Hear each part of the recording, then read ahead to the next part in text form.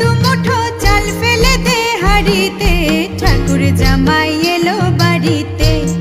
ও ননদি ঠাকুর জামাই এলো বাড়িতে।